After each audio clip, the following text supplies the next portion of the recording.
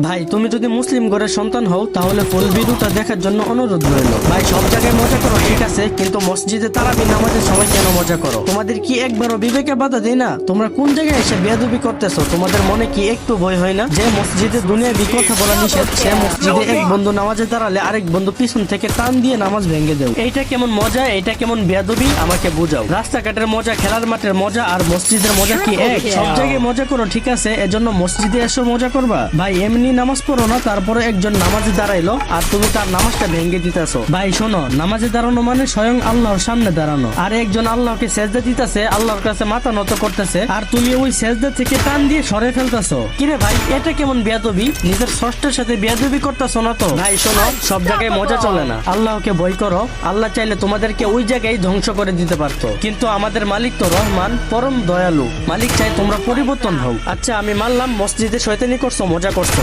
কিন্তু কিছু কিছু পোলাপান মসজিদে একজনের নামাজ আরেকজন নষ্ট করতেছে, আবার ওইগুলা ভিডিও করে ব্যাকগ্রাউন্ডে ফানি সাউন্ড লাগিয়ে সোশ্যাল মিডিয়াতে আপলোড করতেছে। ভাই শুন, এটা একটু বেশি হয়ে যাইতেছে, এইগুলা দেখে ভিডিও না বানায় পারলাম না। দেখ ভাই, ইবাদত নিয়ে আবার কিসের মজা? ইসলামকে হাসির পাত্র বানানোর সাহস দিছে কে তোদেরকে? ভাই তোরা যদি ছোট হইতি তাহলে মাইনা নিতাম, 19, 20, 22 বছরের পোলাপান এইগুলা কিভাবে করো? তোদের কি ধর্মীয় শিক্ষার এতই অভাব? সরি ভাই, বলে তুই করে বলে ফেলছি। দেখো ভাই, তোমাদেরকে একটা কথা বলি, ধরো তুমি শয়তানি করে ভিডিওটা আপলোড দিলা, আর আমি ওই ভিডিওটা দেখলাম, দেখে কিছুক্ষণ হাসলাম, তারপর যখন আমি তারাবি পড়তে যাব তখন আমার সাথে আমার বন্ধু বান্ধব থাকবে তাই না? ওই সময় তোমার ভিডিওর কথা মনে পড়লে তখন আমি আমার বন্ধু বান্ধবের নামাজে ডিস্টার্ব করলাম, তারপর সেই গুনার ভাগিদার তুমি হইবা, কারণ তোমার ওই ভিডিওর কথা মনে পড়ার পর আমি ওই কাজটা করলাম। তাছাড়াও তোমরা যখন এই শয়তানি গুলা করবা, ছোট ছোট বাচ্চারা তোমাদের থেকে দেখে শিখবে এইগুলা। যেখানে তোমাদের উচিত ছোট ছোট বাচ্চাদের শয়তানি থেকে বিরত রাখা, সেখানে তোমরা নিজেরাই শয়তানি করো। যাই করো না করো ভাই, এইগুলা করো না, আর এরকম ভিডিও কখনো আপলোড দিও না।